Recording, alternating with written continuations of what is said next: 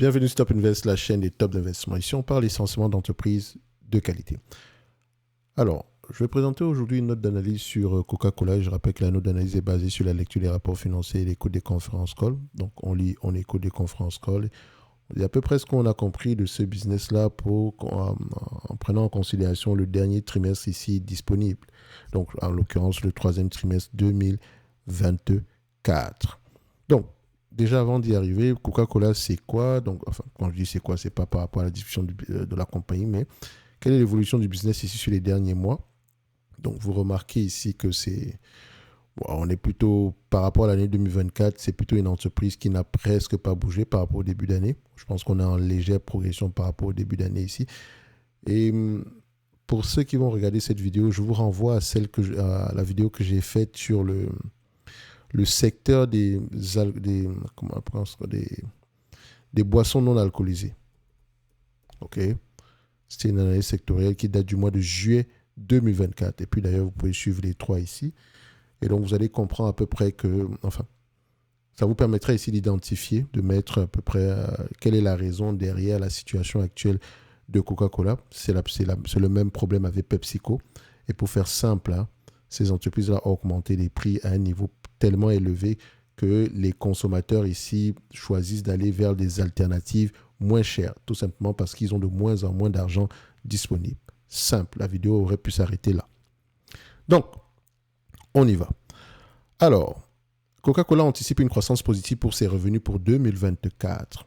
Les résultats du troisième trimestre ont été meilleurs que prévu grâce à une stratégie efficace d'ajustement des prix et à une amélioration de la marge brute. Pour faire simple, on a augmenté les prix. Point. C'est la stratégie de Coca-Cola depuis très longtemps. Mais sauf que à un moment donné, vous ne pouvez pas augmenter. Quand on augmente les prix, il faut également suivre l'évolution des volumes. Et vous allez voir que en fait, les volumes ne suivent pas et c'est ça le véritable problème. Donc, ces bons résultats ont compensé les effets négatifs des variations des taux de change et de l'augmentation des coûts d'emprunt. Si vous allez regarder au niveau de Coca-Cola, vous allez remarquer que les coûts d'emprunt augmentent.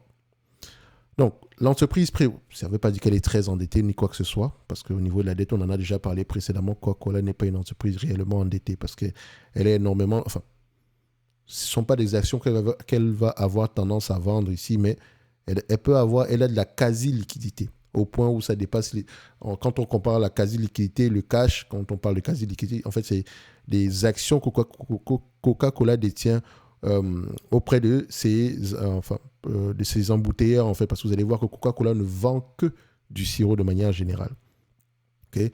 Donc, l'entreprise prévoit une hausse des bénéfices similaires pour le dernier trimestre de l'année, à savoir le Q4 2024, parce qu'à l'heure où je tourne cette vidéo, Coca-Cola n'a pas encore publié ses résultats annuels pour l'année 2024.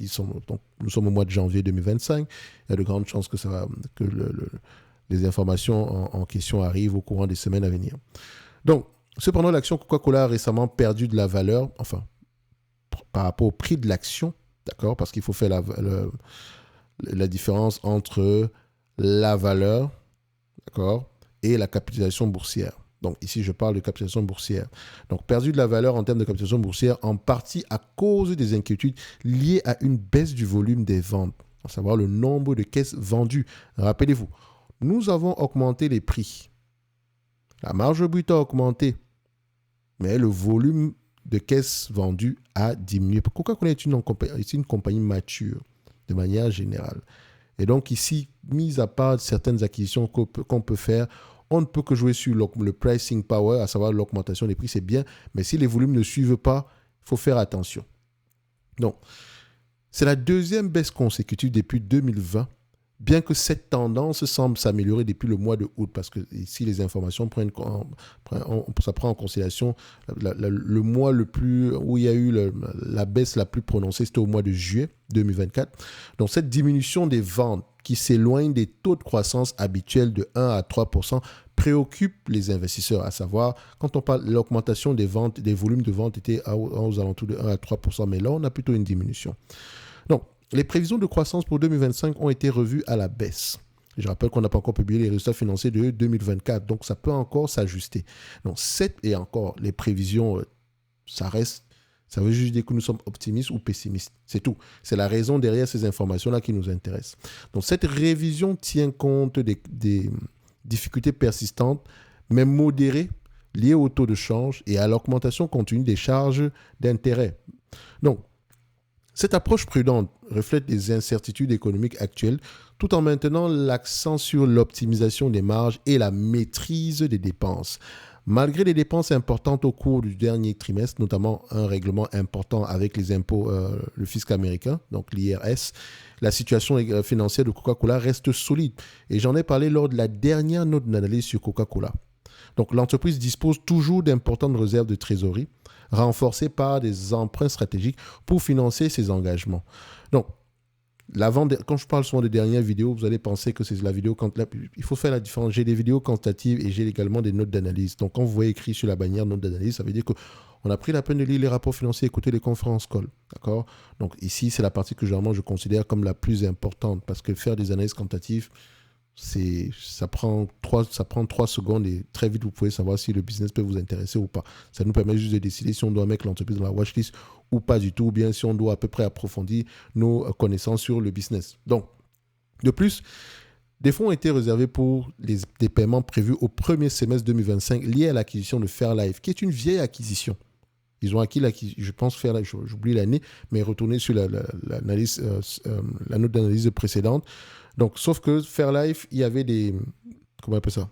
Milestone, il y avait des objectifs à atteindre. Donc, si Fairlife, par exemple, vendait 1 million de caisses, c'est un exemple, hein, je ne dis pas que c'est ça. Si Fairlife vendait 1 million de caisses avant, par exemple, 2025, ou bien une date bien précise, Coca-Cola devait verser une somme bien déterminée au précédent ici propriétaire de Fairlife. Et donc, c'est en termes de centaines de millions pour faire simple. Okay, pour ne pas parler de milliards. Donc, cette marque spécialisée dans les produits laitiers à valeur ajoutée est un élément clé de la stratégie de diversification et de croissance de Coca-Cola. Malgré un contexte économique et opérationnel difficile, Coca-Cola démontre sa capacité d'adaptation grâce à une gestion rigoureuse et une stratégie claire. Donc, ces actions, okay, pas les actions en bourse, mais les actions en fait que l'entreprise entreprend présentement. Ces actions lui permettent de surmonter les défis actuels et de maintenir sa position de leader mondial. Donc, par rapport au prix de l'action, vous avez l'information sur la dernière vidéo que j'ai publiée, qui est une analyse quantitative ici. Mais rappelez-vous que la situation de Coca-Cola, c'est grosso modo, c'est plus au niveau des volumes. OK? C'est vraiment plus au niveau des volumes. Et non au niveau de... Voilà, c'est sûr que les taux d'intérêt vont augmenter, mais Coca-Cola n'est pas très endetté.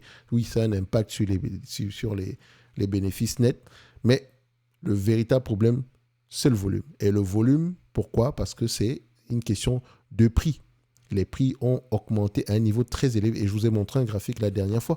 Et comme je dis toujours, faites vos propres recherches. Okay? Les informations que je présente ici, d'accord, c'est uniquement pour vous encourager à aller rechercher de vous-même. Parce que rappelez-vous d'une chose, pour investir à long terme, il faut investir avec conviction. Et vous ne pouvez pas investir avec conviction si vous basez sur les convictions de quelqu'un d'autre. Coca-Cola, ce n'est pas une entreprise qui m'intéresse au prix actuel. Je me garde bien de vous dire à peu près à quel prix ça m'intéresserait. Donc, parce que chacun d'entre nous ici, c'est à peu près qu'est-ce qu'il recherche en termes d'objectifs financiers. Et vous connaissez les miens. Enfin, vous connaissez le mien. Donc, on va se donner rendez-vous sur la prochaine vidéo. N'oubliez pas, vous avez 25% de réduction jusqu'au 31 du mois de janvier 2025, okay, sur l'ensemble des services de Top Invest. Je vous laisse aller voir ça en description de la vidéo. Et si vous avez des questions par rapport au programme d'accompagnement, vous pouvez également réserver un appel. Et dernièrement, j'ai présenté actuellement dans la Top Newsletter, que vous allez retrouver également sur la page de Top Invest. Je partage actuellement mes perspectives 2025 pour les différents secteurs d'activité en Amérique du Nord, précisément. Okay? On a parlé ici du secteur de la santé.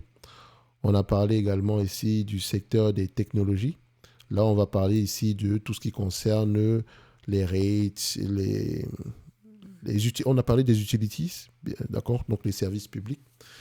En tout cas, si ça vous intéresse, n'hésitez pas à vous abonner. Parce qu'en fait, dans la newsletter, je préfère partager des éléments importants. Je ne vais pas vous raconter une histoire de s'il faut investir aujourd'hui, ou bien sinon, vous n'allez pas avoir d'argent par un an, vos co-requêtes, non, ça, on s'en fout, vous faites ce que vous voulez. Je ne dis pas que ce n'est pas important, mais ce n'est pas à moi de vous le rappeler. OK? Donc, ici, on partage essentiellement des éléments de valeur, en tout cas, ce que je considère comme étant important. La newsletter d'aujourd'hui concerne un livre, à savoir, le livre en question, c'est... comment il s'appelle encore ce livre-là? Le petit livre... non, c'est pas le petit livre, c'est... Voilà, enfin, j'ai oublié, c'est un livre de Joël Greenblatt. C'est bizarrement ça, le nom du livre va m'échapper ici aujourd'hui, mais c'est un excellent livre et que je recommande à tout le monde d'acheter. Donc le livre s'appelle Le petit livre pour battre le marché. Vous avez vu sur la vidéo précédente, celle qui précède la vidéo actuelle que vous regardez présentement, c'est une vidéo concernant une analyse ici enfin pas une analyse, enfin une review ici du livre L'investisseur intelligent que je recommande également. Si vous voulez apprendre à investir, à faire du stock picking gratuitement, vous former gratuitement, vous n'avez pas de choix. Vous devez passer par la lecture. Dans tous les cas de figure, même si vous prenez un accompagnement, une formation, la lecture va vous libérer parce que vous allez lire les rapports financiers. Comme je le dis toujours, si vous n'aimez pas lire, achetez un ETF, ne faites jamais du stock picking. Merci, au revoir.